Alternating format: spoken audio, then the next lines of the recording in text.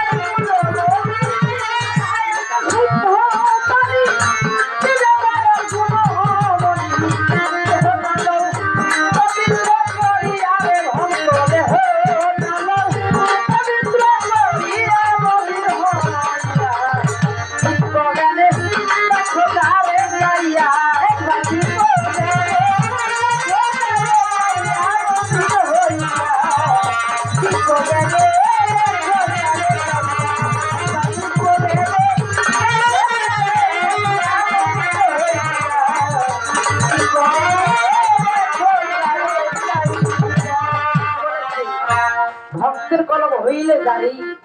ভক্তের নয়নে বাড়ি ভক্তের কলমটা যখন জারি হয়ে যায় তাকে দেখে কাকে পলিশা কলন্দর বলেছে সকালে কিতাব পুস্তক হারা না কিতাব পুস্তক হারা বালিকে খোলারা আমি আমার ঢাকা মানে মুর্শিদের রূপের মাঝে মোহাম্মদকে দেখলাম শুধু মহাপদকে দেখানো বরং আমি আমার খোদাকে দেখলাম আমার মাওলা বলেছে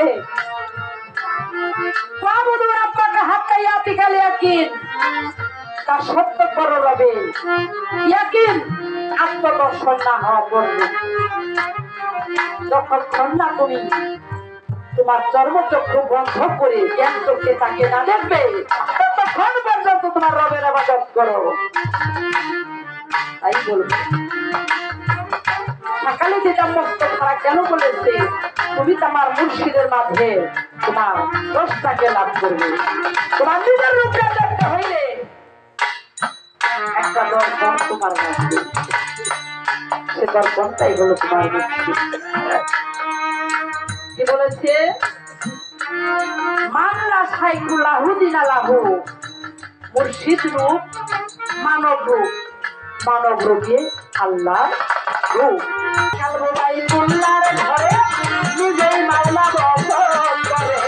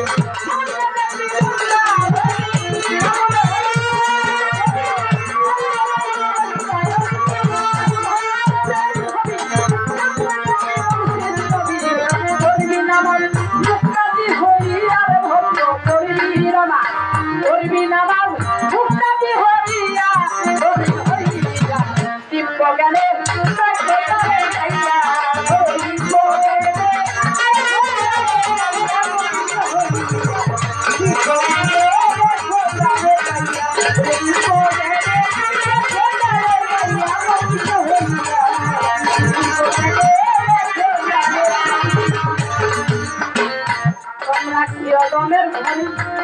গমে তার স্মরণ করে ঘুরাইলে নামাজ তোমার যাবে কাজা হইয়া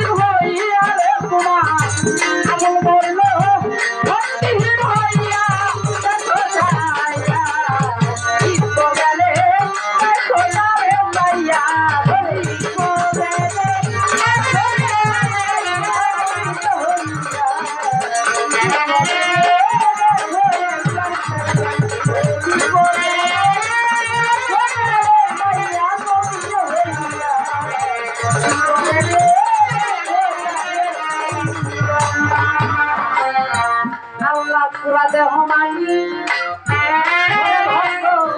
পীরের পুরাইল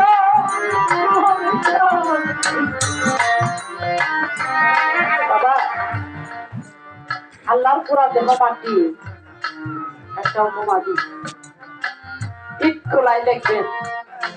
কেদা মাটি দিয়া ছোট্ট একটা ইটের ফ্রেম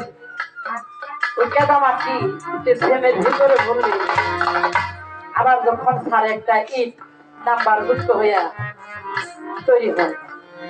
ওটা